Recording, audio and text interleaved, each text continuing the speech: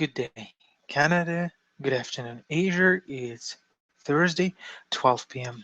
here in Toronto. Means it's time for our regular webinar on immigration to Canada. My name is Alex Davidson, and today we're going to talk about employment again. Usually, our Thursday webinars are dedicated to immigration programs. This time, however, we're about to talk on resume writing. As a person who receives tens of profiles every single day, I would like to ask everybody to listen, to note, and hopefully to use this knowledge. Most of resumes we receive are of a rather poor quality, and hopefully this webinar will help you to understand how to prepare good, appealing CVs which may attract attention of a Canadian employer. So let's begin. Just a couple of very brief words about us. We're the Canadian immigration company located here in Toronto. We have an additional office in the city of Markham in Ontario, in the New York City in the United States. We're all certified and licensed immigration experts working with visas and immigration to Canada for many, many years. Now, enough about us. Let's go straight to today's topic. So, what makes a good resume? When drafting a resume, you will need to remember that it is the detailed, up-to-date snapshot of your skills, your qualifications, your experience, and professional achievements. In most cases, an employer cannot see you, cannot obviously talk to you, and cannot understand what a good professional you are. Instead, he or she has your resume in front of him. So stick to the idea that your resume is the only instrument that delivers complete information about yourself to your future employer. Your resume, in many ways, is the presentation of yourself in the eyes of your potential employer. So what an employer sees in your resume is what he or she knows about you. This presentation forms the first, the most important impression about an employee applying for a position. If you're able to make a proper impression, it means that you have good chances for success. It's not actually sufficient just to list your educational credentials, your previous employment, your professional skills, and your achievements to have a good resume. Instead, you must think like your future employer. You must put yourself in his or her shoes, and you have to understand what the employer wants to see in your resume and what the employer wants the perfect candidate to look like. And before starting to write your resume, try to find answers to the following questions. What is the most important for the employer that he or she is expecting from a perfect candidate? Which factors can contribute to positive decision to stimulate the employer to hire you? What makes you truly unique? Remember that your resume will be among hundreds, if not thousands of others before an employer, and you absolutely need to demonstrate something that makes you different, pushing an employer to hire you, not any other candidate. So we're going to a little bit deeper into tips and tricks. And I believe it's very important to understand for you first how resumes are being reviewed by employers in North America. Large companies usually receive thousands of resumes every single day. Does it really mean that people in HR departments sit and read every resume completely and then make a decision based on what they have read? Absolutely no. Instead, in many cases, automated systems are used. In general, such a system way, it accepts multiple resumes in electronic format, then analyzes them again. It usually analyzes them against the text of the job posting and other requirements which are specified by an employer. A computer program determines and analyzes how closely every resume matches the given list of employment requirements. It's called a keyword analysis because a computer program matches the list of keywords generated based on employment requirements and at least of keywords extracted from every resume it possesses. A program makes a decision based on the given threshold. For example, say if more than 25% of keywords in both lists match, then the resume is accepted for further processing. If it's less than 25% or 30% of keywords match, then the resume is immediately discarded and going no further. Resumes that pass the computer filter are reviewed more carefully by HR department, and those which receive their formal OK end up on the desk of the immediate manager of a potential employee. Now, when you know that your resume will likely be processed by a computer, here's the very first obvious task. Make your resume computer friendly. It's not a rocket science if you follow these few simple rules. First, your resume must be in a native Microsoft Word format, because this format is widely adopted and accepted by most computer programs used for resume pre-screening. Next, you must use only the standard fonts for your resume. Remember, no fancy fonts, just standard ones, Times New Roman or Arial. By using only the standard forms, you make sure that your resume will look good on every computer it will be opened on. Otherwise, if you use rare, fancy, or decorative fonts, you cannot be absolutely sure that the receiver will have the same ones installed on his or her computer. In this case, your fonts will be substituted by the one available, and your resume will likely look weird. You don't want this, do you? Again, your resume is your first impression, and if you don't want, and basically you don't want this impression to be weird, of course. Finally, you must not use tables, you must not use columns or other special markups, like frames, pictures, clip art, anything else. The reason is very simple. While such decorations make document more pleasant looking, they at the same time make the document less computer friendly. You may find such a resume very nice and appreciate the decorations, but trust me, a computer does not care much about pictures, frames, borders, and all this fancy stuff. The computer only requires text to analyze your resume. Make this processing stage flawless and efficient. Provide just text, plain text, and nothing else. Make sure your resume is both computer and human friendly.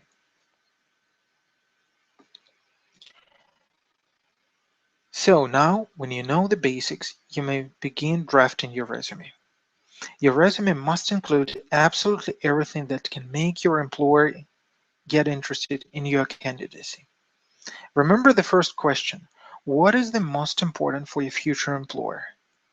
And the answer must be presented at the beginning of your resume to grasp employers' attention right at once. A good resume usually begins with your first and last name, of course, with your contacts, because you want an employer to contact you as soon as a decision is made.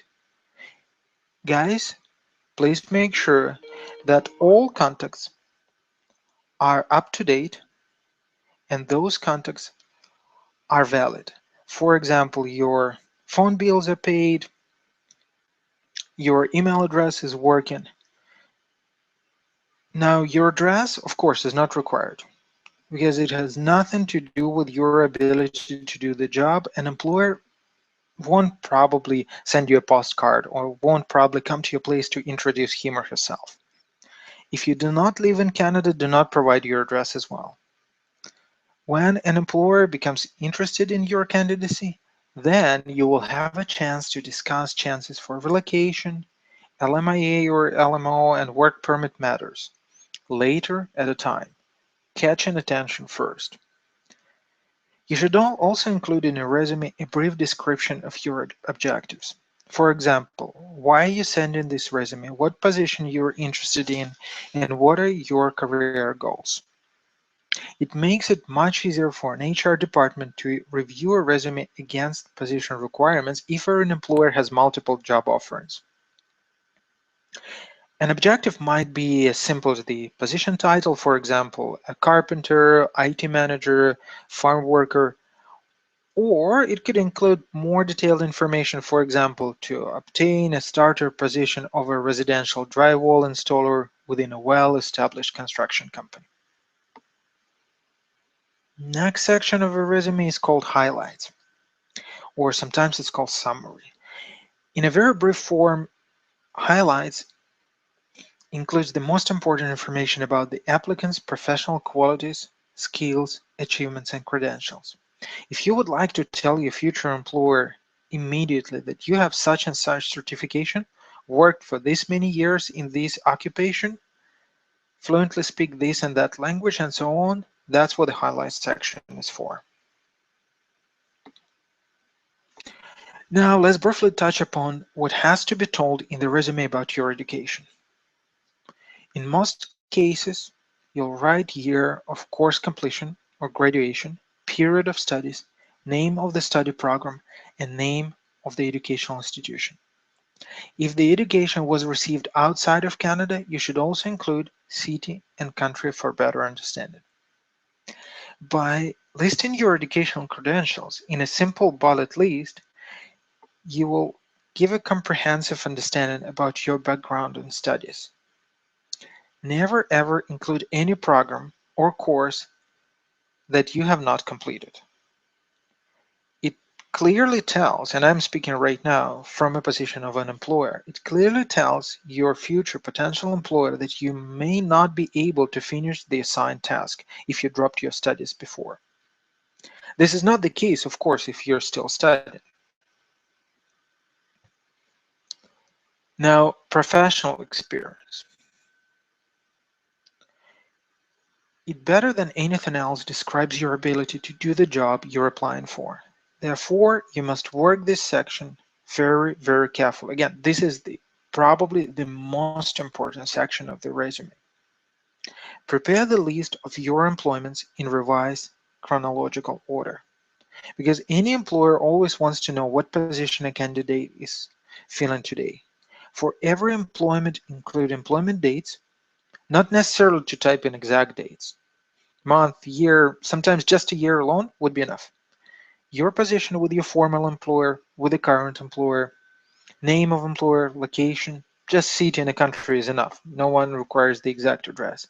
And for each employment list, your primary job duties, using as many keywords matching the advertised position description as reasonably possible. It will help your resume to pass the computer screening, as we were talking a few minutes ago.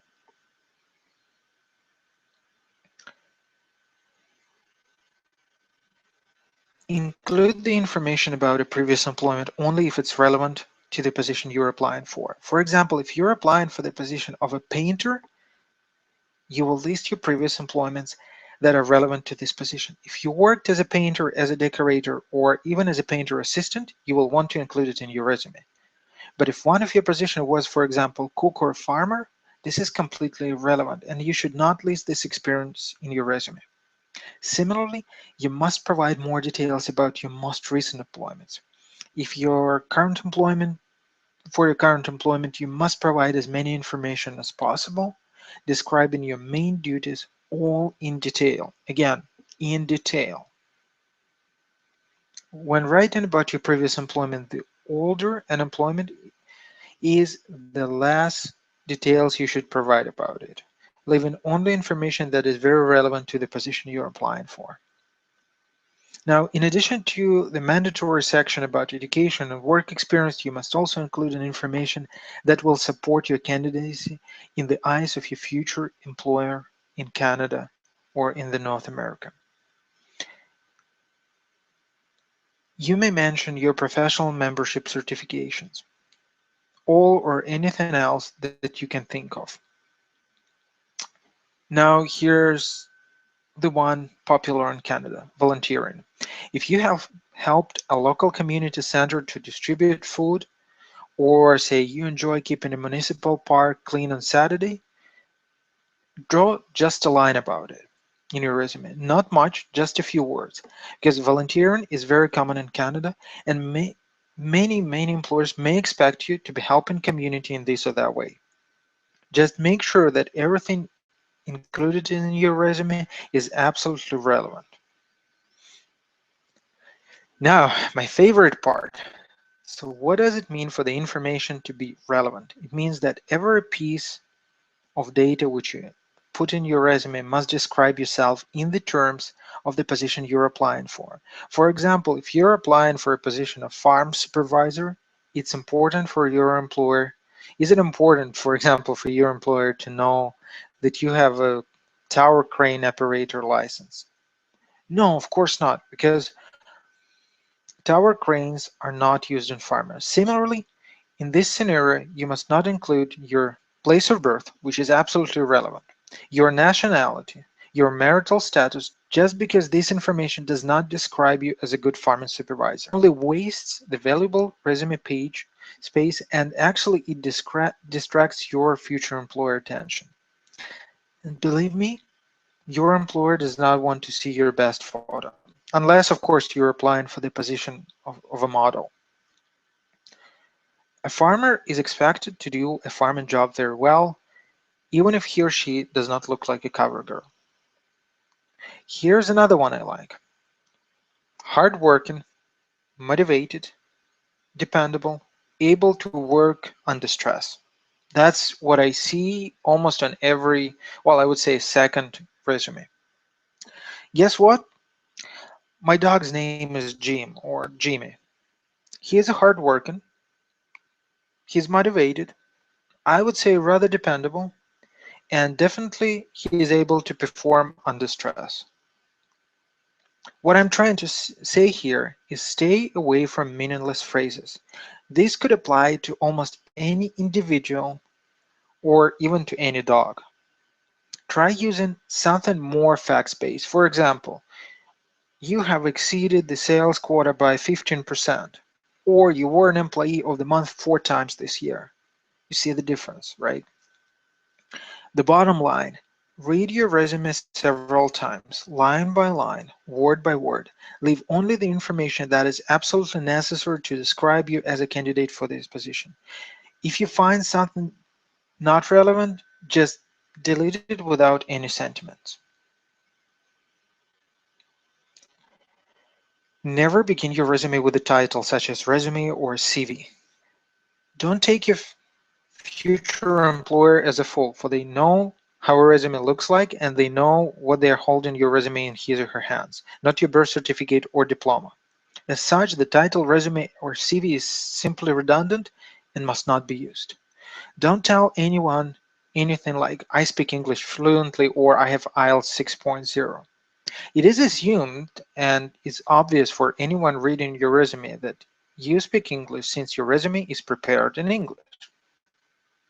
The salary you want to be paid must not be included in the resume as well. This matter is discussed in person during an interview. If you include your salary expectations in your resume and your estimate is different from employers, it will mean that your resume will end up in the paper basket. Now, no boasting about having a driver's license. It's nothing special because nowadays, everyone, at least in North America, at least in Canada, has it. Besides, licensing categories are different in different countries, therefore this information will be of a very little use anyways. Verbal jungle is the one I see every day as well. My friends from Asia, please listen carefully, as it's one of the most common mistakes I see every single day. Let me give you a quote from an exact CV which I've seen 2 days ago. I'm Now here's the quote. I directed assembly of vital elements for logistic units in engineering, product development, management and distribution to attain the maximum effect of market research and contract management into comprehensive successful terms. What the hell is that? Can you give me an idea what this individual did? The bottom line, read your resume aloud a few times before sending it to your employer. If necessary, rewrite it in full. It is still better than sending something no one can understand. Other important things to keep in mind when writing a resume, to move the most important information to the top of your document. Your education is a perfect match to the job description requirement. Well, move the entire education section to the top, while your experience section will sink to the bottom. Otherwise, if your education is less important and less relevant than your work experience, move the experience to the top. Same principle is applicable when listening job duties to listing job duties for each previous employment. Important things first, less important things to the end. Provide more details about your most recent and most relevant employment, education, and achievement. Information about your previous employments or not so relevant education can be provided with less details. The most important pieces of information must be doubled by including them on the appropriate section, education or experience, and in the highlight section at the top of the document, of course. Now, one important thing that is often overlooked by candidates. Here's the rule of the game, and apparently we cannot change it. Every employer will be satisfied if a candidate meets a little more than half of advertised job requirements. In other words, employers always post exaggerated requirements and the very perfect candidate meeting all of them. In a real life, it does not work like that at all. There is no individual able to meet all the requirements at once. At the other side, every applicant, or to some extent, exaggerates his or her professional qualities in the resume. And it's also quite normal, by the way. Simply put, employers exaggerate their requirements, and candidates usually overpraise themselves in their resumes. Perfect match is hardly possible, but partial match is what you're aiming at. It's the key to successful employment. Now, if you're looking for employment for the sake of immigration, which I'm pretty sure you are, just for your peace of mind, consider other programs as well. There are dozens of immigration streams and initiatives in Canada, well enough to choose from. We spoke before about Manitoba, we spoke about Saskatchewan, we spoke about self-employed immigration, which could where people could pass without IELTS, federal skilled worker, etc., etc., so on and so on. There are many programs which do not require you to arrange any employment in Canada.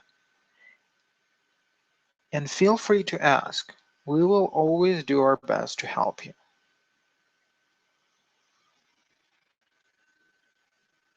Now, last but not least, if you would like to assess your chances, you have questions, obviously you do. You would like to find out about immigration programs and initiatives, always feel free contacting us directly. We always respond back and of course, listen carefully to every individual's case. If you're from Bangladesh, well, consider yourself lucky. We have partners and friends, Visa Center, and I'm not shy to say that they are skilled, they are experienced and trustworthy professionals who work with us, so feel free coming to them directly. If you're from another country, please contact us and we will help. You see my contacts, you see contacts of our friends from Visa Center on this slide. We also have a YouTube channel where you may find recordings of previous webinars in case you have missed them. You may find lots of programs, guidelines, ideas absolutely for free in there. For example, the previous webinar on how to find an employer in Canada is also right now there, and if you'd like, you can watch it.